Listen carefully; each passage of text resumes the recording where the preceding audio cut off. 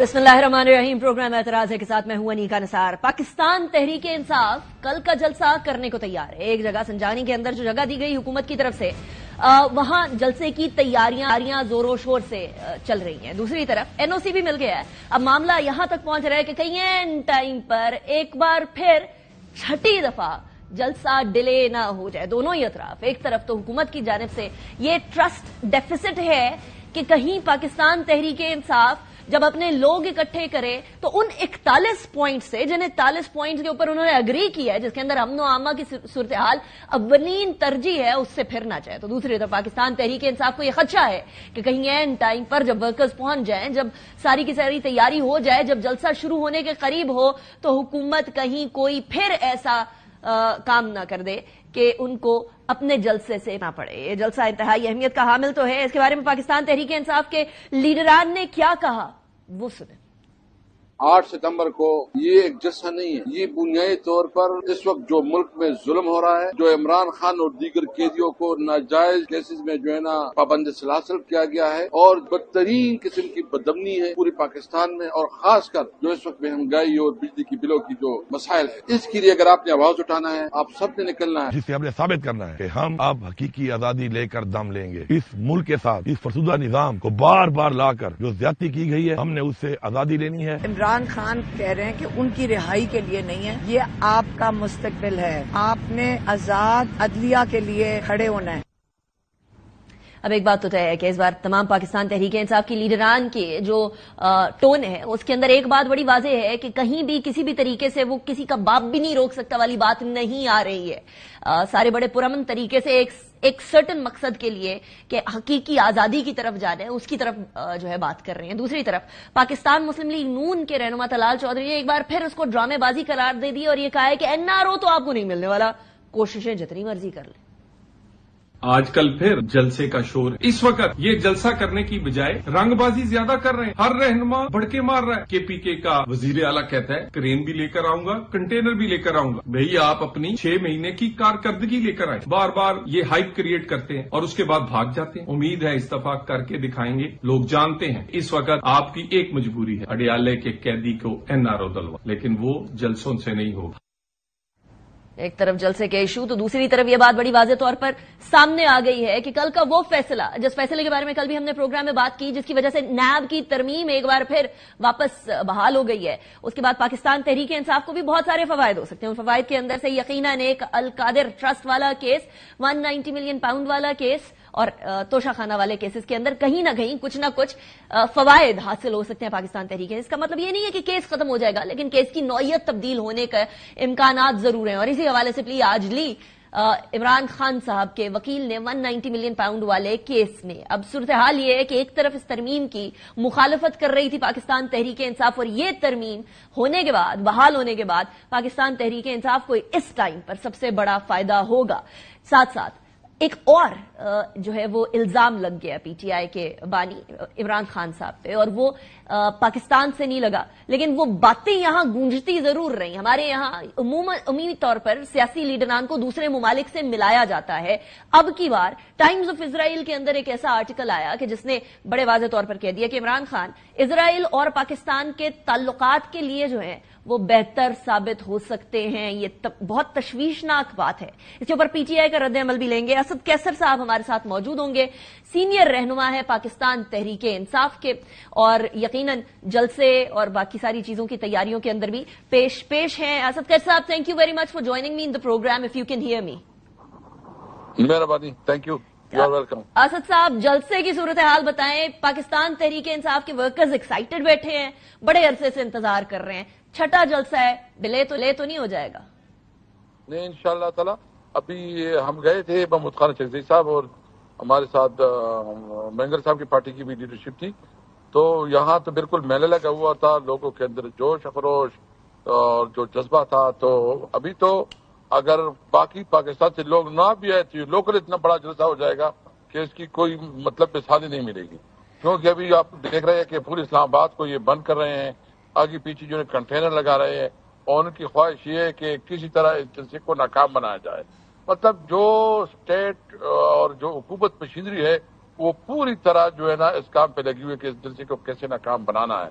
یہ جس طرح انہوں نے الیکشن کا ایک اس کے لیے جتنے اقدامات کی، جو جتنا فاشسٹ رویہ رکھا، اور ان کی خواہش تھی کہ حکومت جو ہے نا مطلب تحریک انصاف کو ہر قسم کے الیکشن سے دور رکھے، اللہ نے کرم کیا، عوام نے جو ہے نا 8 فروری کو ایک اور فیصلہ دیا. تو کل جلسہ بھی ریفرینڈم ہوگا، لوگ نکلیں گے اور ایک تاریخ ساز جلسہ ہوگا انشاءاللہ. اسد صاحب، باقی جگہوں سے کس صوبے سے زیادہ عوام آ رہی ہے؟ پنجاب کی طرف سے زیادہ آ رہی ہے، سندھ کی طرف سے، یا کے پی کے کی طرف سے؟ کیونکہ کے پی کے میں تو آپ کی حکومت بھی ہے اور حکومت جی موبلائزیشن پورے پاکستان میں ہے ماشاءاللہ. لوگ بڑے عرصے سے جلسے کے لیے بےتاب تھے اور لوگوں کے اندر جوش و خروش بہت زیادہ ہے.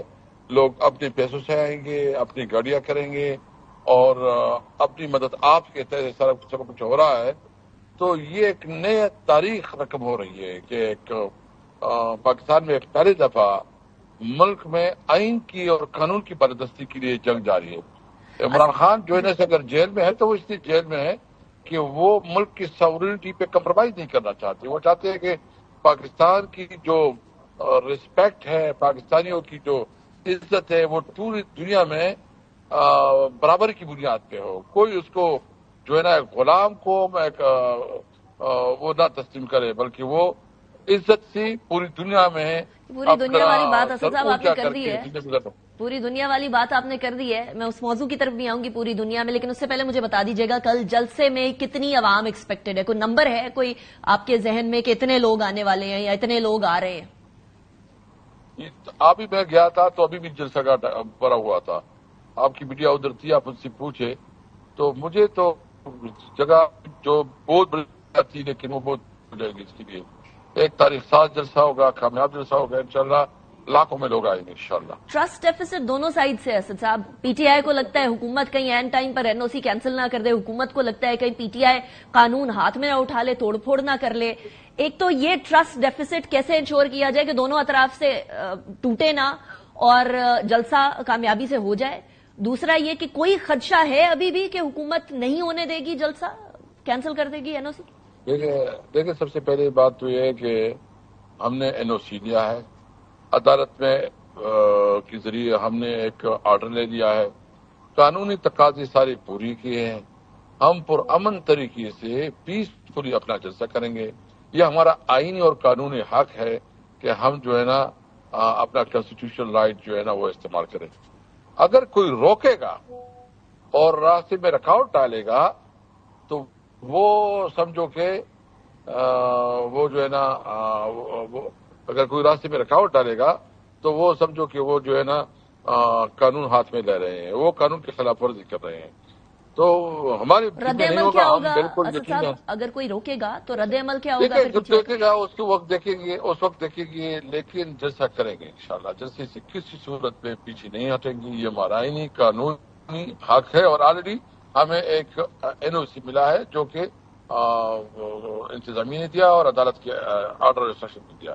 رائٹ. اچھا اسد صاحب، ابھی ذرا چلتے ہیں کیونکہ قانونی کچھ چیزیں ہوئی ہیں کل. ایک تو یہ کہ آبویسلی پبلک آرڈر کا قانون پاس ہوا، دوسرا یہ آج گزٹ میں بھی آ گیا. دوسرا یہ کہ ایک نیب کی ترمیم جس کے خلاف بانی پی ٹی آئی، جس کے خلاف P T I supreme court میں گئی ہوئی تھی، وہ بھی بحال ہو گئی ہے. اور اس کا فائدہ آج ہم نے دیکھا، کل بھی میں بات کر رہی تھی، آج بھی ہم نے دیکھا کہ باقاعدہ قانونی ٹیم نے 190 ملین پاؤنڈ کیس کے اندر یہ استدعا کی کہ ہم لوگوں کو اس قانون کے تحت بانی پاکستان تحریک انصاف کو ریلیف دیا جائے.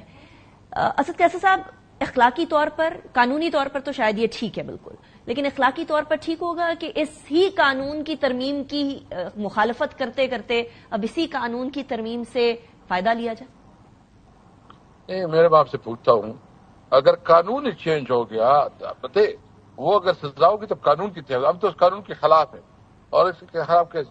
لیکن اگر ایک قانون بن گیا تو ڈیفینیٹلی فیصلہ تو قانون کے مطابق ہوگا، جو بھی قانون ہے، جیسے بھی قانون ہے. تو اس لیے یعنی ہم تو چاہ رہے تھے کہ کسی کے ساتھ رعایت نہ ہو اور اوپن جو بھی وائٹ کالر کرائم میں جو ہے نا ملوث ہے اس کے خلاف مؤثر کردار ادا کر سکے.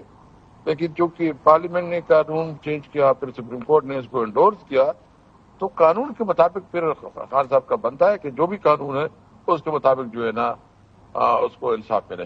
تو اب اس تناظر میں اسد کیس صاحب آپ 190 ملین پاؤنڈ کیس کو، توشہ خانہ کیس کو کدھر کھڑا دیکھتے ہیں؟ آپ کو لگتا ہے کہ یہ اب اسی طریقے سے چل پائیں گے جیسے چل رہے ہیں؟ میرے خیال میں پا رہے ہیں دونوں. ابھی میں تو قانونی کوئی وکیل نہیں ہوں، لیگل بیک گراؤنڈ نہیں ہے، لیکن جو ایک عام آدمی کی حیثیت سے، کامندر کی حیثیت سے وہ بھی ہم دیکھ رہے ہیں، تو ابھی اس پہ کوئی گنجائش نہیں ہے. اور مجھے امید ہے ابھی جو دیکھو عزت اور ذلت اللہ دیتا ہے، یہ منصوبے بناتے ہیں اللہ تعالیٰ اس منصوبے میں سے اس کو خود گیر لیتے ہیں. تو ایک فیصلہ اللہ کرتا ہے، ایک انسان کرتے ہیں. جب انسان پھر غون بن جاتے ہیں تو اللہ تعالیٰ کوئی بھوسا نکال لیتا ہے.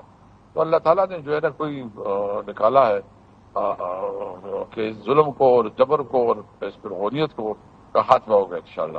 اچھا اسد کیس صاحب، آج تبدیلیاں ہوئی ہیں پی ٹی آئی میں کچھ. عمر ایوب صاحب کا استعفیٰ قبول ہو گیا، ان کی بجائے سلمان اکرم راجہ صاحب آ گئے. ان تبدیلیوں کی کوئی خاص وجہ ہے؟ کوئی سیاسی پارلیمانی پارٹی کے ایشوز، پارلیمنٹری ایشوز جب اکٹھے ہو رہے تھے کوئی ڈیفیشنسی رہ گئی تھی، کوئی مسئلہ ہو رہا تھا، کوئی پرابلم تھا؟ یہ تبدیلیاں کیوں سڈنلی؟ نہیں، عمر ایوب صاحب جو ہے نا وہ برڈن تھے.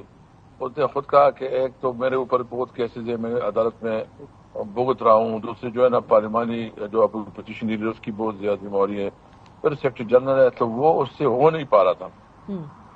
تو ایک دفعہ تو ان کی ریزگنیشن کو انہوں نے نہیں مانا، تو ابھی اس نے کہا کہ میرے وہ نہیں ہے، میں کر نہیں سک رہا. تو اس کی وجہ سے جو ہے نا سلمان اکرم راجہ بہت اچھی چوائس ہے، ایک اچھا وکیل ہے، ایک اچھا صرف ایک اچھا وکیل نہیں ہے بلکہ ایک آنیسٹ اینڈ بہت ووکل پرسنالٹی ہے. تو ہم امید رکھتے ہیں کہ اس سے جو ہے نا تحریک انصاف کو موبلائز کرنے میں اور اس تحریک کو کامیاب کرنے میں وہ اپنا بھرپور کردار ادا کریں گے. اسد صاحب ایک اور چہم گوئی چل رہی ہے اور وہ ہے رؤف حسن صاحب سے بھی عہدہ ان کا واپس لے لیا جائے گا، اس میں صداقت ہے؟ نہیں، اس کو تو ایک اور بڑی رسپانسبلٹی دی جا رہی ہے تاکہ آئندہ حکومت کے لیے تھنک ٹینک کی جو رسپانسبلٹی ہے اس کو جو ہے نا وہ کیا جائے، ابھی سے اس کے لیے تیاری ہو جائے. اس کی کیپیسٹی بہت اچھا ہے، باقی مجھے پتہ نہیں ہے کہ وہ کیا آگے ہو رہا ہے. تو آپ نے بڑی امپورٹنٹ بات کہی ہے اسد صاحب. تو اس کا مطلب یہ ہے کہ وہ پارٹی کے جو اسپوکس پرسن کے طور پر ہیں وہ پھر نہیں رہیں گے، یعنی جو ابھی عہدہ ہے ان کا وہ عہدے سے ہٹ جائیں گے؟ نہیں، میں یہ نہیں کہتا کہ وہ نہیں رہیں گے، چونکہ وہ آپ کو پتا ہے کہ بہت بڑا ٹیکنیکریٹ ہے اور اس کی یہ کیپیبلٹی اور کیپیسٹی اور ایز اے انفارمیشن سیٹ تو اس کی خدمات جو ہے نا قابل تحسین ہے. اس نے ٹریمنڈس ایفرٹس کی اور بہت اچھی طریقے سے مشکل وقت میں جو یہ اپنی ڈیوٹی ہے وہ چلا رہے ہیں. تو ہم مطلب اس میں کوئی بات نہیں، مجھے علم نہیں ہے کہ جو آپ کہہ رہی ہے، لیکن میں ضرور سمجھتا ہوں کہ اس کی جو نئی رسپانسبلٹی ہے اس میں بھی اس کی کیپیبلٹی اور کیپیسٹی اچھی ہے. رائٹ. تو اگر ان کو اس بڑی رسپانسبلٹی یا مختلف رسپانسبلٹی پر شفٹ کر دیا جائے گا تو ان کی جگہ کون پر کر سکے گا؟ ان کی جگہ پر کون آ سکے گا اسد کیسے صاحب؟ نہیں، مجھے کوئی علم نہیں ہے نا، مجھے کوئی سمجھ ہے کہ کوئی وہ چینج ہوگا. ٹھیک، مجھے امید ہے وہ کنٹینیو کرے گا. رائٹ. اچھا اسد صاحب، ایک آرٹیکل آیا ہے ٹائمز آف اسرائیل میں اور اس کے اندر بڑا واضح طور پر کہا ہے کہ عمران خان صاحب پاکستان اور اسرائیل کے تعلقات کے لیے اچھے ثابت ہوں گے. انہوں نے کہیں کوئی کانٹیکٹ بھی کیا ہے کہ اگر وہ آئے، جیل سے باہر نکل آئے تو somehow the other he'll be good Israel اور پاکستان کے تعلقات کے لیے. یہ بڑا ڈیمننگ قسم کا آرٹیکل ہو سکتا ہے اسد کیسے صاحب؟ What are your thoughts on it? نہیں، مجھے تو نہیں آ رہی کہ آرٹیکل آیا جہاں بھی آیا ہے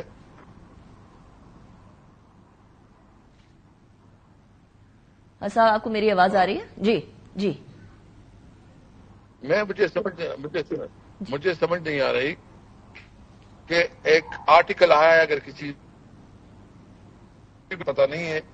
لیکن ایک بات ہم کلیئر کریں، ہمارا پارٹی کا ایک واضح پالیسی ہے اور اس میں کوئی دو رائے نہیں ہے. اسرائیل اسٹیٹ کو ناجائز تصور ہے.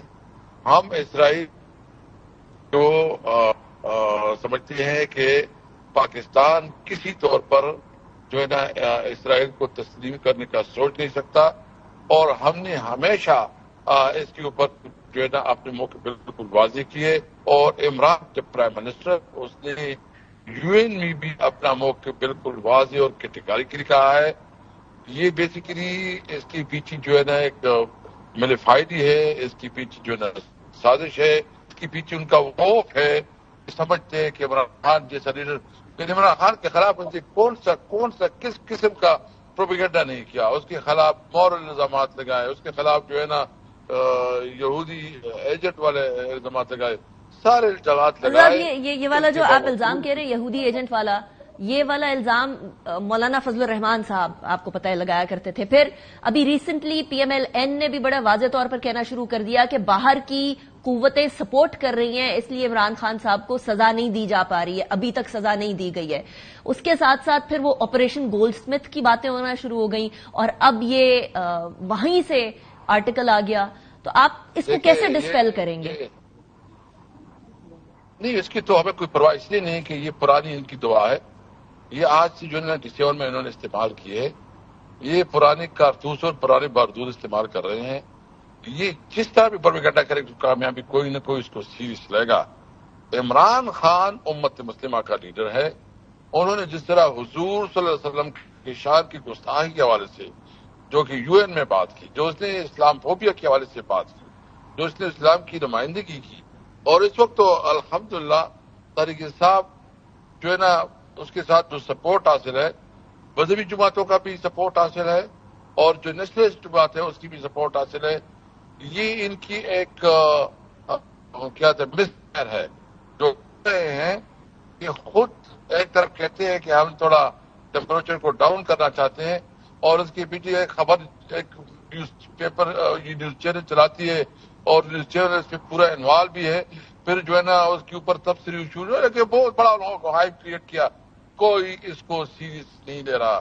سب سے اہم بات یہ ہے کہ یہ آئی ایم ایف کی نیچے جو سامنے انہوں نے سجا کر لیا ہے، یہ ہر جائز اور ناجائز طور پر آئی ایم ایف کے جو ان کے ساتھ سامنے جو ہے نا وہ مطالبات رکھ رہے ہیں، اس کے سامنے جو ہے سرنڈر ہے. انہوں نے بجلی جتنی مہنگی کی جو عام آدمی کے صاحب، یہ آئی ایم ایف والی بات آپ نے امپورٹنٹ اس لیے کہی ہے کیونکہ آج اسحاق ڈار صاحب نے کہا ہے کہ جب پی ڈی ایم کی گورنمنٹ تھی تو اس ٹائم پر آئی ایم ایف نہیں چاہتا تھا کہ پاکستان ڈیفالٹ کر جائے، اور آئی ایم ایف کے سامنے سر تسلیم خم جو ہے وہ تو انفارچونیٹلی پی ٹی آئی نے بھی کیا، یہ حکومت بھی کر رہی ہے. اب یہ تو چلتا چلا آ رہا ہے. دیکھیں ہم نے ساتھ جو ہمارے ایگریمنٹ جو ملا تھا، جو خزانہ جس طرح جو ہمارے وقت میں جو سچویشن تھی، ہم نے اپنے ملک کی اکانومی بہتر کی، ہمارے ایکسپورٹ بڑھے، ہمارے جو ہے نا. صاحب آپ کی آواز کٹ گئی ہے. میرا آخری سوال ہے. گوٹ یور پوائنٹ. جی آپ کی آواز بیچ میں کٹ گئی تھی اسد کیسا، آپ اپنا جواب بھی مکمل کر لیجیے گا. دوسرا ساتھ مجھے یہ بھی بتا دیجیے گا مولانا فضل الرحمان صاحب کے پوائنٹ آف ویو میں کوئی تبدیلی آئی ہے؟ اسد کیسر صاحب، مولانا فضل الرحمان صاحب جو بہت زیادہ پہلے پرو پی ٹی آئی تھے، وہ کہہ رہے تھے یہ حکومت ناجائز ہے، حکومت غلط ہے، حکومت دھاندلی کے انتخابات سے بنی ہے، ایسے انتخابات کی بجائے نئے انتخابات کرانے چاہیے. ابھی ہم نے جو ان کو پارلیمنٹ میں بات کرتے دیکھا، انہوں نے تو فارم 47 فارم 45 سبھی اس پارلیمنٹ کا حصہ ہے، اسی پارلیمنٹ کے ساتھ چلیں، یعنی تھوڑی نرم الفاظ استعمال کیے حکومت کے لیے. کو مولانا صاحب کے ساتھ بات بگڑ تو نہیں گئی پی ٹی آئی کی؟ دیکھو اور کی اپنی پارٹی ہے، اور جس طرح اپنی پارٹی کی پالیسیاں چلائیں اس کو پورا حق ہے.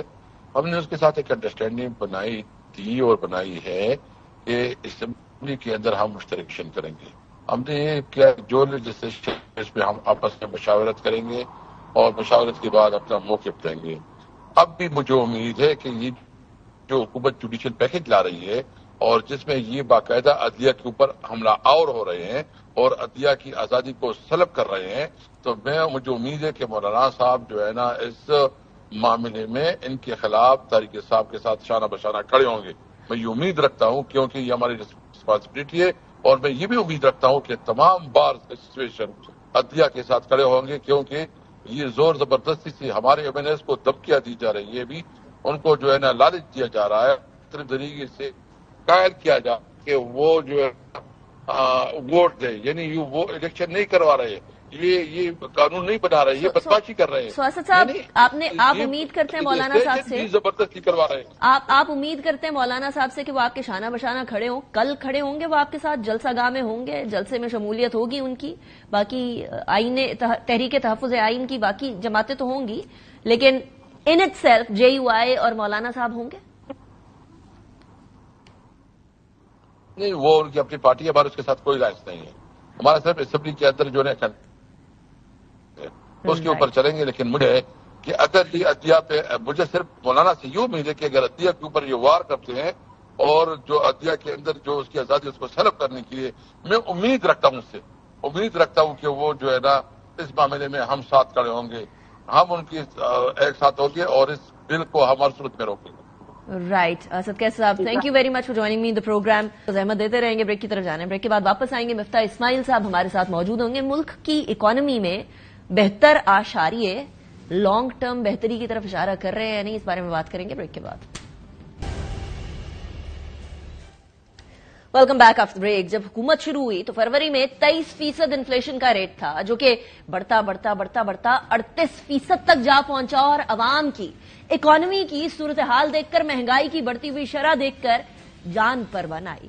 اب اللہ اللہ کر کے معاملہ بہتری کی طرف گیا اور ایٹ لاسٹ سنگل ڈیجٹ کے اندر آ گئی ہے انفلیشن, 9.6% پہ آ گئی ہے. حکومت نے یہ جو کنٹرول کیا ہے یہ کب تک کا کنٹرول ہے, ٹیمپرری یا پرماننٹ ہے, اس حوالے سے بھی بات کریں گے. ہمارے ساتھ مفتاح اسماعیل صاحب موجود ہیں. بہت شکریہ مفتاح صاحب. Before I come to you, میں نے اسحاق ڈار صاحب کی ایک اسٹیٹمنٹ آپ کو سنوانی ہے جو کہ پی ڈی ایم دور کے حوالے سے وہ IMF کے اوپر ایک بہت بڑا الزام لگا رہے ہیں. سنیں. آپ کو یاد ہوگا پچھلے سال تک ایک 16 مہینے کی حکومت تھی, میں نے لاسٹ ایئر 11.5 ملین میں اس کا حصہ تھا, تو ہمارا ریویو کر رہے تھے. کیوں نہیں کر رہے تھے؟ Believe me, my assessment is they wanted Pakistan کو ڈیفالٹ. مفتاح اسماعیل صاحب, آپ بلیو کرتے ہیں کہ IMF جو ہے وہ پاکستان کو ڈیفالٹ کرتا ہوا دیکھنا چاہتا تھا پی ڈی ایم کی گورنمنٹ میں لاسٹ؟ نہیں, IMF کبھی بھی نہیں چاہتا تھا کہ پاکستان ڈیفالٹ کر جائے. اس وقت بھی یہ بات ہوئی تھی جب ڈار صاحب وزیر خزانہ تھے, اور جب یہ نہیں ہو رہا تھا کہ کوئی نیوکلیئر ایسٹس کی بات کر رہے ہیں وہ اور دیگر چیزوں کی بات کر رہے ہیں. IMF understands Pakistan really well. اگر نیوکلیئر ایسٹس کی خدا نہ خواستہ کوئی بات کرتا ہے تو وہ فائنانس منسٹر سے بات نہیں کری جاتی, اور نہ انہوں نے کبھی بات کی ہے. اور جب پرائم منسٹر پاکستان جون میں غالباً گئے تھے شہباز شریف صاحب پیرس, تو 1 دن یا 2 دن کے اندر وہ IMF سے نیگوشیٹ کمپلیٹ کر لی تھی انہوں نے. یہاں پہ 1% انٹرسٹ ریٹ بڑھایا اور چیز ہو گئی تھی. سو ریئلی نہیں, آئی ڈونٹ تھنک کہ IMF چاہتا ہے کہ پاکستان خدا نخواستہ بینکرپٹ کرے. آئی ڈونٹ تھنک کہ اینی بڈی ریئلی وانٹس کہ پاکستان بینکرپٹ کرے. ہمارے دوست تو نہیں چاہتے, ہمارے دشمن بھی نہیں چاہتے, اور یہ تصور بھی نہیں کرنا چاہیے, اللہ نہ کرے کہ پاکستان ڈیفالٹ کرے گا. مفتاح صاحب, یہ والی اسٹیٹمنٹ ڈار صاحب کی طرف سے آنا ہے ایک ایسے پوائنٹ پر جہاں ابھی ہماری proper finalisation of the next programme of IMF نہیں ہو پائی ہے, یہ خطرہ تو نہیں بن جائے گا ہمارے لیے؟ کیونکہ اس سے پہلے بھی اسحاق ڈار صاحب کی اسٹیٹمنٹس کی وجہ سے کچھ گڑبڑ ہوتی رہی ہے ماضی میں بھی. نہیں, یہ کوئی خطرہ نہیں بنے گا. IMF اور یہ سب دیکھیں, یہ ان کے اسٹاف بیٹھے ہوتے ہیں, سارے اخبار مانیٹرز کرتے ہیں. ان کا جو ہمارے جو مشن چیف ہوتا ہے وہ پہلے پاکستان کا اخبار دیکھتا رہتا ہے. They also understand Pakistani politics, اور ان کو یہ پتا ہوتا ہے. اگر ڈار صاحب فائنانس منسٹر ہوتے اور پھر یہ باتیں کر رہے ہوتے اور پھر تو مشکل ہو جاتی, لیکن اب چونکہ یہ فائنانس منسٹر نہیں ہے تو میرا نہیں خیال ہے کہ یہ اس سے کوئی مشکل پڑے گی. جو IMF نے جو ڈیلے کیا ہے اس کی وجہ کمپلیٹلی کچھ اور ہے. It has nothing to do with this statement. اچھا, میرا پھر سادہ سا سوال ہے کہ کیا اسحاق ڈار صاحب کے فائنانس منسٹری پہ نہ ہونے کی وجہ بھی یہی ہے کہ کہیں ایسی اسٹیٹمنٹ نہ آ جائے اور پھر گڑبڑ نہ ہو جائے؟ دیکھیں, یہ تو آپ کو وزیر اعظم سے پوچھنا پڑے گا کہ انہوں نے اسحاق ڈار صاحب part of his cabinet. I know you know the inside out. Miftah صاحب, نہیں, but I think I can not really speak to why he decided not to make Dar صاحب دا فائنانس منسٹر. یہ تو پرائم منسٹر صاحب ہی answer کر سکتے ہیں. اور یہ دیکھیں, اسٹیٹمنٹس سیاسی قسم کے اسٹیٹمنٹس IMF کے خلاف بہت سارے لوگ دیتے ہیں. اس سے میرا نہیں خیال ہے کہ IMF کا ریئل پروگرام چینج ہوتا ہے. لیکن اگر آپ پروگرام پہ عمل کر رہے ہیں, نہیں کر رہے, اگر آپ نے ڈالر کو روک کے رکھا ہوا ہے, اسٹیٹ بینک کے اندر آپ ڈالر کو ٹریڈ نہیں ہونے دے رہے, دیگر چیزیں کر رہے ہیں, اس سے فرق پڑتا ہے. اور میرے خیال سے لاسٹ ٹائم ان چیزوں سے فرق پڑا تھا. اس کے بعد ہم نے دیکھا کہ فروری, مارچ, اپریل, مئی میں پاکستان میں بہت بڑا تیز انفلیشن رہا 35%. اور پھر پرائم منسٹر نے اگست میں اور اپریل میں, جون میں جا کے پروگرام کر لیا. But so I don't think, I don't know the reason, but I don't think statements like this make a difference. Hopefully not. Hopefully not, yes. لیکن اب ایک اور ایشو جو ہم لوگوں کو نظر آ رہا ہے وہ تو پازیٹیو آؤٹ لک دے رہے ہیں مفتی صاحب, جسٹ گائیڈ اس تھرو کہ واقعی میں پازیٹیو آؤٹ لک ہے یا نہیں. انفلیشن ڈاؤن آ گئی ہے, انٹرسٹ ریٹ لو کرنے کے امکانات بہت قوی ہوتے چلے جا رہے ہیں, اور انفلیشن پچھلے تقریباً 38 جو ہے وہ ماہ کی سب سے لوئسٹ پر آ گئی ہے, in single digit as well. کیا یہ لانگ ٹرم ریلیف کا ایک جھلک ہے یا یہ شارٹ ٹرم ایشو ہے؟ نہیں, میں سمجھتا ہوں کہ یہ ریئل ڈفرنس ہے. دیکھیں, دسمبر 2021 میں $71 کی پرائس تھی تیل کی, جو بین الاقوامی پرائس جو برینڈ آئل کی ہوتی ہے $71 دسمبر 21 میں تھی. اس کے بعد سے آئل کی پرائسز اوپر رہی ہیں. جب پی ڈی ایم کی حکومت آئی ہے, اس وقت یوکرین اور رشیا کی جنگ ہوئی, آئل کی پرائسز $105-108 کی ہو گئی تھی. جب آئل مہنگا ہوتا ہے تو پاکستان میں, انٹرنیشنل آئل مہنگا ہوتا ہے تو پاکستان میں پیٹرول مہنگا کرنا پڑتا ہے, ڈیزل مہنگا کرنا پڑتا ہے, ان سے پھر باقی ڈاؤن اسٹریم مہنگائی ہوتی ہے. اب کیونکہ سستا ہو رہا ہے تو اس سے سستائی ہوئی ہے, اور آپ نے دیکھا ہے کہ 9% یا 9.5% انٹرسٹ ریٹ ہو گیا ہے, انفلیشن ریٹ ہو گیا ہے. اور اس میں ظاہر ہے کہ بجلی کی قیمتیں بہت حکومت نے بڑھا دی ہیں, گیس کی قیمتیں بہت بڑھا دی ہیں. وہ ان افورڈیبلٹی ابھی بھی ہے, اور جب ہم کہہ رہے ہیں کہ انفلیشن کم ہو گیا تو ہم یہ نہیں کہہ رہے کہ پرائسز کم ہو گئی ہیں, ہم یہ کہہ رہے ہیں کہ پرائسز کی بڑھنے کی سپیڈ کم ہو گئی ہے. لیکن بہرحال جو 35% سے بڑھ رہی تھی وہ اب 9% پہ آ گئی, تو وہ بہت آسانی ہو گئی ہے.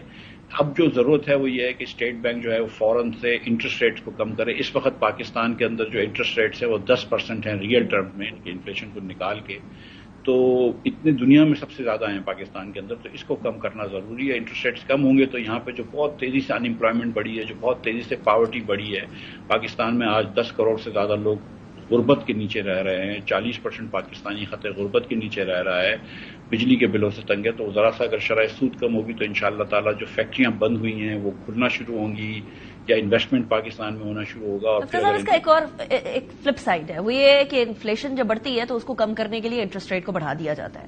اب انفلیشن کم ہوئی ہے تو اس کو حکومت اگر مزید کم کرنا چاہے, اپنے پولیٹیکل لیوریج بڑھانا چاہے, گراس روٹ لیول تک اس انفلیشن کی کمی کا فائدہ دینا چاہے, ایٹ لیسٹ ایک فیلر آ جائے عوام کے اندر کہ انفلیشن واقعی میں کم ہوئی ہے اور سستائی ہونے لگی ہے, یا ایٹ لیسٹ مہنگائی کی شرح کم ہونے لگی ہے, تو اس کے لیے مزید ابھی انٹرسٹ ریٹ کو ڈاؤن کرنا مشکل ہو جائے گا, خطرے کی بات ہوگی. کیا آپ کو لگتا ہے پولیٹیکلی اگر سوچیں تو حکومت کے لیے, یا حکومت چاہے گی کہ ابھی انٹرسٹ ریٹ کم؟ دیکھیے, یہ حکومت جو ہے یہ پولیٹیکلی ہی سوچتی ہے میرے خیال سے. میں نہیں سمجھتا کہ یہ کوئی long term economic interest Pakistan کا لے کے سوچتی ہے. لیکن سچی بات یہ ہے کہ اس وقت آپ کا جو شرح سود ہے پاکستان میں, وہ ریئل شرح سود ہے جو 10%, وہ دنیا میں سب سے زیادہ ہے. اور اگر آپ اس کو 3-4% کم کرتے ہیں تو حکومت کا جو ڈیٹ سروسنگ ہے وہ بہت کم ہو جاتی ہے. ہر پرسنٹ پہ میرے خیال سے کوئی 60-70 ارب روپے مہینے کے بچیں گے. تو وہ اگر حکومت اگر شرح سود کم کر لے گی اگر 3-4% سے, تو حکومت کا خسارہ کم ہو جائے گا, جس سے ایکچولی مہنگائی فردر کم ہوگی, کیونکہ حکومت کا خسارہ کم ہوگا تو ان کو کم پیسے بورو کرنے پڑیں گے. اور اس وقت جو مہنگائی کے ساتھ ساتھ دیکھیں پاکستان میں 2 بڑے المیت تھے کہ مہنگائی بڑی زیادہ تھی اور بے روزگاری بھی بڑھ رہی تھی. اب تھوڑی سی مہنگائی کم ہوئی ہے کیونکہ دنیا بھر میں عالمی منڈی میں تیل کم ہوا ہے, تو اب آپ کو اس کا فائدہ اٹھانا چاہیے. اور اگر ادھر آپ شرح سود کم کر دیں گے تو تھوڑی سی جو بے روزگاری پھیل رہی ہے اس میں کمی آئے گی. رائٹ. مفتی صاحب, اس ٹائم پر پاکستان کی میکرو اکنامکس کی طرف حکومت کا دھیان ہے. دا پبلک کمپلینس کہ ہمارا کوئی فکر نہیں ہے, ہمارے ایشوز کے اوپر کوئی دھیان نہیں ہے. آپ جو ہے وہ ادارے بند کرنے کی طرف آ رہے ہیں, چاہے وہ یوٹیلیٹی سٹورز ہو, چاہے وہ دوسرے ادارے ہوں, ان کو بند کرنے کی طرف جا رہے ہیں. اس کا ٹرکل ڈاؤن افیکٹ یہ ہے کہ بہت سارے لوگ بے روزگار ہو جائیں گے, اور وہ جو بے روزگاری کی شرح پہلے ہم لوگوں کی زیادہ ہوئی ہے اس کے اندر مزید اضافہ ہو جائے گا. تو macro economic strategy micro economic strategy سے کوئنسائڈ نہیں کر رہی. آپ اگری کرتے ہیں یا ڈس اگری؟ نہیں, دیکھیں, حکومت کے جب کوئی ادارہ آپ بند کرتے ہیں, مثال کے طور پر اگر آپ یوٹیلیٹی اسٹورز کارپوریشن لے لیں, اس کو حکومت چاہے تو بند نہ کرے, اس کو نجکاری کرتے, وہ بیچ دے ادارے, اور وہ لوگ جو ان اسٹوروں سے لیتے ہیں مال وہ کہیں نہ کہیں تو جا کے لیں گے. تو اتنے اسٹورس کی تو پاکستان میں ضرورت ہے, تو you can easily sell off utility stores corporation. آپ یہ بھی شک لگا سکتے ہیں کہ جو لوگ اس میں یوٹیلیٹی اسٹورس کارپوریشن میں پکی امپلائمنٹ پہ ہیں اس کو یا حکومت ابزارو کر لے یا جو نیا آنے والا لینے والا ہے وہ ابزارو کر لے, تو ان کی نوکری تو بچ سکتی ہے. لیکن آپ کو یہ جو کوشش کرنی چاہیے کہ پبلک انٹرسٹ کہاں سرو ہو رہا ہے, تو پبلک انٹرسٹ سرو ہو رہا ہے کہ اگر آپ اس کو پرائیویٹائز کر دیں اور جن لوگوں کو آپ سستا کھانا دینا چاہتے ہیں ان کے آپ کے پاس ڈیٹا ہے, آپ غریب لوگوں کو سستا کھانا دیں تو ان کو آپ کسی اور سٹور سے بھی لے لیں, اگر وہ اس کو اس کے بل کے حساب سے آپ اس کو سستا کر سکتے ہیں, یا اس کو آپ ڈائریکٹ کیش ٹرانسفر کر دیں بسپ کے تھرو. لیکن یہ بہت زیادہ ڈسٹورشن نہیں کرنے چاہیے. آئی تھنک کہ نجکاری حکومت کو تیزی سے کرنی چاہیے, بالخصوص بجلی کے اداروں کی, تاکہ بجلی کی قیمتیں کم ہو سکیں. تو اس میں تو میرا نہیں خیال ہے کہ کوئی دو رائے ہیں کہ مائکرو طریقہ بھی یہ ٹھیک ہے اور مائکرو طریقہ بھی یہ ٹھیک ہے کہ آپ حکومت کی ان کمپنیز کو جو کہ اربوں خربوں کو نقصان کرتی ہیں ان کو نجکاری کی طرف. لیکن نجکاری میں سلو ڈاؤن آ گیا ہے مفتی صاحب. پہلے بڑی تیزی سے ہو رہا تھا, specially caretaker set up میں تو بڑی تیزی سے پرائیویٹائزیشن کی طرف ہم جا رہے تھے. وائی دا سلو ڈاؤن سر؟ میں نے یہ گزارش کری نا کہ دیکھیں, آئی ڈونٹ تھنک کہ لانگ ٹرم اکنامک انٹرسٹ جو ہے یہ حکومت کا جو ہے وہ حکومت کو مقصود ہے. میرے خیال سے شارٹ ٹرم پولیٹیکل گین دیکھتے ہیں. اسی لیے آپ نے دیکھا کہ یہ بجٹ میں ہم نے ریفارم نہیں کیا, ہم نے نیشنل فائنانس کمیشن کی کم از کم کمیشن بھی فارم نہیں کیا, ہم نے حکومت کے 24% سے جاری اخراجات بڑھا دیے, ہم نے ڈیولپمنٹ کے جس کو ہم ڈیولپمنٹ کہتے ہیں اس کے اخراجات اتنے زیادہ بڑھا دیے. ہم یہ سمجھتے ہیں کہ 124 وہ ڈالے خریدنے سے سندھ کے اندر ترقی آ جائے گی, برانڈ نیو ڈالے اسسٹنٹ کمشنر کے خریدنے کے لیے. ہم یہ سمجھتے ہیں کہ گلاس ٹرین پنڈی سے مری چلے تو اس سے پنجاب میں ترقی آ جائے گی. ہم یہ سمجھتے ہیں کہ 25,000 انٹرنیٹ رولز اگر کے پی حکومت رکھ لیتی ہے تو اس سے کے پی میں ترقی آ جائے گی. اس طرح ترقی نہیں آتی ہے. رائٹ. ذرا تھوڑا سا سیاسی سائڈ پر بھی چلتے ہیں مفتی صاحب. نیب کے قانون کی ترمیم ایک بار پھر بحال ہو گئی ہے. فائدہ اکراس دا بورڈ سارے سیاستدانوں کو ہو رہا ہے, چاہے وہ پی ایم ایل این ہے, پیپلز پارٹی ہے, چاہے وہ پی ٹی آئی ہے. آپ کی نظر میں ٹھیک ہوا ہے؟ میری نظر میں تو نیب ہونا ہی نہیں چاہیے, اور اس کا فائدہ سیاستدانوں کو نہیں ہوا ہے, اس کا صرف ملک کو نقصان تھا. نیب کا نیب جو پرویز مشرف صاحب نے بنائی تھی تو اس کا مقصد پہلے دن سے سیاسی وفاداریاں چینج کرنا تھا, اور وہ آج تک سیاسی وفاداریاں چینج کرنے کے لیے کام آیا. جب مجھ کو اور شاہد عباسی کو جیل میں ڈالا تھا یہ بات طے شدہ ہے, اور مجھے یہ کنفرم بات ہے کہ اس وقت عمران خان صاحب کو ان کے وزراؤں نے کہا تھا, جس میں اٹارنی جنرل بھی شامل تھے اس میٹنگ میں, فواد چودھری بھی شامل تھے, کہ مفتاح اسماعیل, احسن اقبال اور شاہد عباسی کے اوپر کوئی کیس نہیں ہے. تو عمران صاحب نے کہا تھا کہ یہ میری سیاست کے اوپر فرق پڑے گا, میری بیانیہ خراب ہو جائے گا اگر میں ان کو چھوڑ دوں گا. تو جب آپ ایک دوسرے لوگوں کو جان بوجھ کے جیل میں ڈال رہے تھے اور جھوٹے کیس بنا رہے تھے, تو اس کا یہ مطلب نہیں ہے کہ آج ان کے اوپر جھوٹے کیس بننے چاہیے. اس کا یہ مطلب نہیں کہ آج ان کے کسی کارکن کے اوپر ظلم ہونا چاہیے. یہ اگر ہے تو بالکل روک دینا چاہیے, اور یہ ہے مطلب کچھ کارکنان کے ساتھ بالکل زیادتی ہوئی ہے. اور عمران خان صاحب نے جو خود اس نیب کے امینڈمنٹ کے خلاف گئے تھے, آج میں نے پڑھا اخبار میں کہ اسی امینڈمنٹ کا فائدہ اٹھا ریلیف مانگ رہے ہیں 190 ملین پاؤنڈ کیس میں. لیکن میں آپ کو یقین دلا رہا ہوں کہ اگر آپ نے کرپشن ختم کرنی ہے تو صرف انکم ٹیکس کو دیکھیں اور اخراجات دیکھیں. عمران خان صاحب سے سوال پوچھ لیجئے, یا مفتاح اسماعیل سے سوال پوچھ لیجئے, یا شاہد عباسی سے سوال پوچھ لیجئے کہ بھائی تمہارے گھر کا بجلی کا بل دکھا دو, تمہارے گھر کا گیس کا بل دکھا دو, تمہاری ٹریولنگ دکھا دو, اور یہ بتا دو کہ تم انکم ٹیکس کتنا دیتے ہو اور انکم کتنی دکھاتے ہو. آپ کو اس سے پتہ چل جاتی ہیں چیزیں کہ بندہ چوری کر رہا ہے یا انہوں نے اپنی انکم دکھائی ہوئی ہے. مفتاح اسماعیل کا اسی سے پتہ چل جائے گا آپ کو, شاہد عباسی کا اسی سے پتہ چل جائے گا, دوسرے لوگوں کا بھی اس سے پتہ چل جائے گا. تو اب دیکھ لیجئے کہ بھائی اگر آپ لاکھ روپے کا ٹیکس دے رہے ہیں اور 300 کنال کے مکان میں رہ رہے ہیں یا ایکڑوں کے مکان میں رہ رہے ہیں, تو کہاں سے پیسے آ رہے ہیں؟ یہ سب اتنا جائز ہے. آپ کو اس کے لیے نیب کی ضرورت نہیں ہے. ویسے تو ہمیں NTN نمبر کی بھی پھر ضرورت نہیں ہے مفتی صاحب, ہمارا CNIC نمبر کافی ہے, اسی کے ساتھ بہت ساری چیزیں انٹیگریٹ ہو سکتی ہیں. So many things can be done. Actually, obviously it can be done. It will take about a year or so to do it. ہم جب حکومت میں تھے 17 اور 18 میں شاہد عباسی تھے تو یہ بڑا کروا رہے تھے, لیکن انہوں نے کہا NTN کے ساتھ وہ نمبر کو منسلک کریں گے. لیکن سچی بات یہ کہ if you give me 2 years as finance and revenue minister, تو اس کے اندر آپ ایک ایک کر کے ختم کر دیں سب چیزیں, اور اس کے 2 سال کے اندر آپ بالکل NTN کا نمبر جو ہے وہ آرام سے کر سکتے ہیں. آپ کا نمبر وہ یہ تو ابھی بھی کر سکتے, کہنے کو تو ابھی بھی کر سکتے ہیں, لیکن پیچھے سے اس کا اتنا میکینزم ہونا چاہیے کہ NTN نمبر آپ کا جو CNSE نمبر ہے وہ آپ کا NTN ہو جائے, اور پیچھے اتنا ڈیٹا بیس بن جائے کہ وہ آپ کو دیکھ سکے. رائٹ. مفتاح اسماعیل صاحب, thank you very much for joining me in the programme. اسی کے ساتھ بریک کی طرف جا رہے ہیں. Welcome back after break. Monsoon आते ही सैलाब और बिलखुसूस शहरों के अंदर सैलाब जो है वो बहुत ज्यादा आने लग जाते हैं। पिछले साल भी, उससे पिछले साल भी हम लोगों ने जो सैलाब का लेवल देखा वो होशरुबा है, और इस साल भी यही सूरत हाल है। बलूचिस्तान में भी, केपीके के मुख्तलिफ जगहों पर भी, टूरिस्ट डेस्टिनेशन पर भी। क्या सैलाब हमेशा से ही ऐसा था? तो पाकिस्तान के अंदर सैलाबों की तारीख कुछ इस तरह से कि दरियाए सिंध में पहला सैलाब जो है वो 1956 के अंदर आया था। उसके बाद 1976, 1986, 1992 के अंदर भी सैलाब आए, लेकिन उनका जो लेवल था वो बड़ा मुख्तलिफ था। इन में कालाबाग और चश्मा के मकाम पर पानी का इखराज तकरीबन 9 लाख क्यूसेक से ज्यादा नहीं बढ़ा था, लेकिन अब हर बार जो सैलाब आता है वो हर बार बेहतरी करने की बजाय ज्यादा से ज्यादा होता जाता है। 1950 से 2010 के दरमियान पाकिस्तान में आने वाले सैलाबों के अंदर 8,887 के करीब जो है वो लोगों की जानें खत्म हो चुकी हैं, वो लुक़मा अजल बन गए सैलाबों की वजह से, और अभी भी यही सूरत हाल है। 2010 का फ्लड हम सबको याद है, और उसके बाद से अब तक क्लाइमेट चेंज की वजह से अर्बन फ्लडिंग भी हम बहुत ज्यादा देख रहे हैं। पिछले साल आपने इस्लामाबाद में देखी, कराची की वैसी ही सूरत हाल क्या है? क्या गलत कर रहे हैं हम जो हम सही कर लें तो हम लोगों को ये सूरत हाल नहीं देखनी होगी? क्योंकि सैलाब हमेशा बुरी चीज का प्याम नहीं लेकर आते हैं, उनकी वजह से बहुत सारी मादनियात ऐसी आती है, बहुत सारी ऐसी फर्टिलिटी के मैटर्स आते हैं, एलुवियल सोयल आती है जो कि रिवर बेड्स को और उसके अतराफ के बेड्स को जरखेज भी बनाती है। तो वो इरिगेशन के लिए भी इंपॉर्टेंट होती है, या फिर हमारी एग्रीकल्चर के लिए भी बड़ी इंपॉर्टेंट होती है। इसी हवाले से डिस्कस करेंगे। इबाद और रहमान साहब हमारे साथ मौजूद हैं, माहिर माहौलियात हैं। बहुत शुक्रिया इबाद साहब, आपने हमें ज्वाइन किया। It's a very important topic इबाद साहब। हम लोग सैलाब आते हैं, हम कहते हैं नो सैलाब आ गए तो गड़बड़ हो गई है सारी। क्या क्लाइमेट चेंज सिर्फ वजह है सैलाब से तबाही की, या कोई और वजह भी है? देखें, सबसे पहले तो मेरा ख्याल है कि आप लोगों को मुबारकबाद होनी चाहिए इस बात की कि ये बहुत इंपॉर्टेंट टॉपिक्स हैं, और ये मेन स्ट्रीम मीडिया पे इस पे बात होनी चाहिए। You one of those channel जो इस पे बात कर रहे हैं। देखिए, सैलाब तो हमेशा से आते रहे। सैलाब, जैसे आपने भी कहा कि सैलाब का बेनिफिशरी है पाकिस्तान के जो वो इलाके जहाँ पे एग्रीकल्चर बहुत अच्छी होती है। Pakistan is an agrarian economy predominantly. वो सारी एलुवियल जो डिपॉजिट्स हैं वो सैलाब के जरिए से ही आती हैं, और सैलाब आता रहा है हमेशा से तारीख में, आपने बताया भी।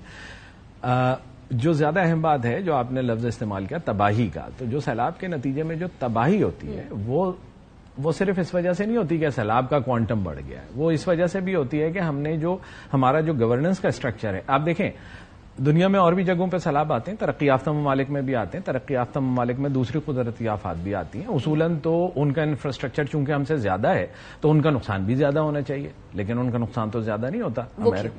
उसकी वजह यह है कि वहां पे गवर्नेंस के इश्यूज नहीं होते, इंफ्रास्ट्रक्चर की क्वालिटी अच्छी होती है, उनकी प्लानिंग बहुत अच्छी होती है, उनकी आबादी का जो स्प्रेड होता है वो बहुत बेहतर होता है। हमारे यहाँ आबादी की कॉन्सेंट्रेशन ज्यादा होती है, हमारे यहाँ चूंकि एक गैर मुसावी तकसीम है रिसोर्सेज की, अर्बन एंड रूरल में भी और फिर पुअर एंड अमीर में भी, तो उसकी वजह से ये इश्यूज आते हैं। और आप देखें पानी को, एक बड़ी यहाँ की पुरानी फोक कहावत है कि पानी अपना रास्ता कभी नहीं छोड़ता, 100 साल बाद भी वापस आता है। हम उसके रास्ते में आ गए, हम उसके रास्ते में आ जाते हैं। आपने अभी E11 का इस्लामाबाद का तस्करा किया। अगर जो लोग इस्लामाबाद से पिछले साल जो हुआ था, इस्लामाबाद से जो लोग वाकिफ हैं वो देखेंगे उस वाटरवे को तकरीबन 90 डिग्री पे, जो वहां का जो ओरिजिनल वो एक नाला जैसे स्टॉर्म वाटर ड्रेन था, उसको तकरीबन 90 डिग्री पे ट्रेन करने की और उसको जो है वो पक्का करने की कोशिश की गई।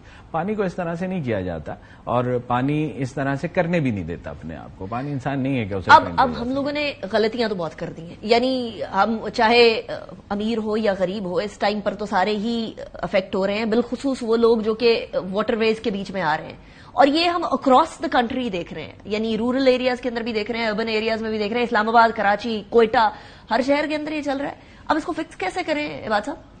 देखिए, इसमें इसके जो हल है ना, एक तो पहले तो हमें ये तस्लीम कर लेना चाहिए कि सैलाब आता रहा है, आता रहेगा। ٹھیک ہے. کلائمیٹ چینج میں ہمارا کنٹریبیوشن پاکستان کا تقریباً نہ ہونے کے برابر ہے, 1% سے بھی کم ہے, لیکن سب سے زیادہ سفر کرنے والے one of the most impacted countries ہے. اس کا ہم کچھ اس طرح سے تو نہیں کر سکتے کہ ہم اس کا کوئی سدباب کر سکیں. ہم یہ کر سکتے ہیں کہ ہم اپنے نظام کو اس طرح سے ڈھالیں کہ وہ جو امپیکٹ آتا ہے, جو تباہی آتی ہے, وہ کم سے کم ہو, اور جو اس کے بینیفٹس ہیں وہ ہم لے سکیں.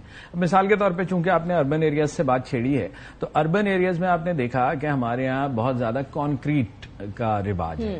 اگر آپ کے پاس اتنی زیادہ کانکریٹنگ ہوگی تو پانی جائے گا کہاں؟ پانی کو سیپ کرنے کے لیے جگہ چاہیے. پاکستان کے اندر جو ایک اور ایشو ہے وہ یہ بھی ہے, جو کہ ایک نیچرل ایشو ہے جس میں کسی گورننس کا بھی جس کا تعلق نہیں ہے, کہ پوٹوہار سے نیچے جب آپ جاتے ہیں تو وہاں سے لے کے کراچی کے ساحل تک جو گریڈینٹ ہے وہ بہت کم ہے, تو پانی بہ نہیں جاتا, پانی رک جاتا. کو ایکویفرز میں جانا ہوگا, اس کو جو ہے وہ سیپ کرنا ہوگا زمین میں, یا تو اس کے لیے کیا کیا جائے پھر؟ اس کے لیے دیکھیں ہمیشہ سے یہاں پہ فوک وزڈم کو اگر ہم اپلائی کریں, یہاں پہ ایک لفظ استعمال ہوتا ہے ٹوبا. ٹوبوں کا یہاں پہ ایک کانسیپٹ تھا. تالاب ہوا کرتے تھے ہر گاؤں میں, دیہات میں, جو اس کا ترائی والا علاقہ ہوتا تھا وہاں پہ پانی جمع ہو جاتا تھا اور وہ آہستہ آہستہ زمین میں سیپ کر جاتا تھا. یہی شہروں کے ساتھ بھی تھا. کراچی, میں نے اپنی زیادہ تر زندگی کراچی میں گزاری ہے. جب میرے بچپن میں وہاں پہ کھلے علاقے ہوتے تھے, میدان ہوتے تھے, پانی چلا جاتا تھا, بارشیں تب بھی ہوتی تھیں بہت زیادہ. دوسری بات جو سیلاب سے بچنے کے لیے یا سیلاب کی تباہی سے بچنے کے لیے جو ہم کر سکتے ہیں, جو ہمارا اپنا ایشو ہے ملک کا, وہ یہ کہ ہمارے یہاں جنگلات بہت کم ہیں. رائٹ. اور ان جنگلات کی موجودگی سیلاب کی تباہ کاری کو روکنے کا ایک بہت بڑا ایلیمنٹ ہوتی ہے, اس لیے کہ پانی کا جو فلو ہے وہ اس کو روکتی ہے. پھر اس کے علاوہ انجینئرنگ کے طریقے ہیں, آپ چیک ڈیمز بناتے ہیں, آپ ڈیلے ایکشن ڈیمز بناتے ہیں. صاحب یہ سارے طریقے ہیں اور ہمارے پاس کوئی سولوشنز انہی کی فارم میں ہیں.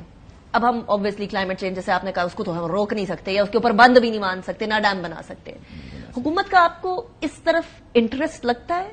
متعلقہ جو ریلیونٹ ڈپارٹمنٹس ہیں ان کا کوئی انٹرسٹ ہے؟ دیکھیں ہمارے جیسے ملکوں میں مسئلہ یہ ہوتا ہے, دس از اے ویری ریئل ایشو, اور میں یہ بات تو بالکل کہتا ہوں کہ حکومت نے اس میں انٹرسٹ لیا ہے, جو بھی حکومتیں رہی ہیں, یہ بھی, اس سے پہلے والی بھی, اس سے پہلے والی بھی, لیکن جتنا ہونا چاہیے اور جتنا پرویکٹو ہونا چاہیے وہ نہیں ہے. ہمارے یہاں جب ایک دفعہ سیلاب آ جاتا ہے تو پھر ہم ری ایکشن میں جا کے اس کو ٹھیک کرنے کی کوشش کرتے ہیں. ایک چیز خراب ہو گئی ہے, اس کو ٹھیک کرنا زیادہ مشکل کام ہے. اس سے کہیں بہتر طریقہ یہ ہوتا ہے کہ آپ اس کے لیے پہلے سے پیش بندی, جسے اردو میں کہتے ہیں, نیچے ایک ری ایکشنز نہ کیے جائیں, پلاننگ کی جائے, پلاننگ کے ساتھ اور پرو ایکٹیو طریقے سے اس کو کر لیا جائے, بجائے اس کے کہ ہم ری ایکٹیو طریقوں پہ جائیں. رائٹ. عباد صاحب, thank you very much for joining me in this segment. ناظرین, جاتے جاتے آج ایک امپورٹنٹ دن ہے, اس لیے کیونکہ آج یوم فضائیہ ہے. 1965 کی جنگ کے اندر پاکستان کی فضائیہ نے کلیدی کردار ادا کیا تھا پاکستان کے دفاع میں, اور تب سے لے کر, بلکہ تب سے کیا 1947 سے آن ورڈز, جب جیسے جیسے فضائیہ آگے بڑھی اس نے امپورٹنٹ کردار ادا کیا. اور ابھینندن کا واقعہ تو ہم میں سے کوئی بھی نہیں بھول سکتا ہے. 1965 کی جنگ کے اندر 7 ستمبر کو لڑے جانے والے فضائی مارکے کی یاد کے اندر یوم فضائیہ آج منایا جا رہا ہے. 1965 کی جنگ کے اندر پاکستان فضائیہ نے بھارت کے 104 طیارے مار گرائے تھے. ان کے اندر سے 53 طیارے جو ہیں وہ پہلے 2 دن کے اندر ہی تباہ کر دیے تھے پاکستان فوج نے, پاکستان فضائیہ نے. 6 ستمبر کی صبح کو جب بھارت نے پاکستان پر اچانک حملہ کیا تھا تو اس ٹائم پر بھارتی ایئر فورس کے طیارے پاکستانی سرحدوں کے اندر پہنچ گئے تھے. پی ایف بیس سرگودا پر کھڑے پاکستانی فضائیہ کے طیاروں نے دشمن کے طیاروں کو واپس جانے پر مجبور کر دیا تھا. پاکستان فضائیہ نے دشمن کے لدھیانہ, جالندھر اور بمبئی اور کلکتہ کے ہوائی اڈوں پر حملہ کر کے دشمن کے کئی طیارے تباہ کر دیے تھے اور اچھا خاصا نقصان پہنچایا تھا. پاکستانی فضائیہ نے پٹھان کوٹ کے ہوائی اڈے پر بھارت کے لڑاکا طیاروں کو اڑان بھرنے سے پہلے ہی تباہ کر دیا تھا. صورتحال اس طرح کی تھی کہ بغیر کسی مزاحمت کے سری نگر ہوائی اڈے کو بمباری سے تباہ کر کے ناقابل استعمال بنا دیا تھا پاکستانی فضائیہ نے. اس کے ساتھ ساتھ 7 ستمبر کو پاکستانی فضائیہ کے اسکواڈن لیڈر ایم ایم عالم, دی ویل نون ایم ایم عالم نے 1 منٹ سے بھی کم کے اندر بھارت کے 5 لڑاکا طیارے مار گرائے تھے اور ایک ریکارڈ قائم کیا تھا. یہ مارکا, ایم ایم عالم کا یہ مارکا آج بھی یاد کیا جاتا ہے اور پاکستان ایئر فورس کی تاریخ کا ایک گولڈن باب ہے.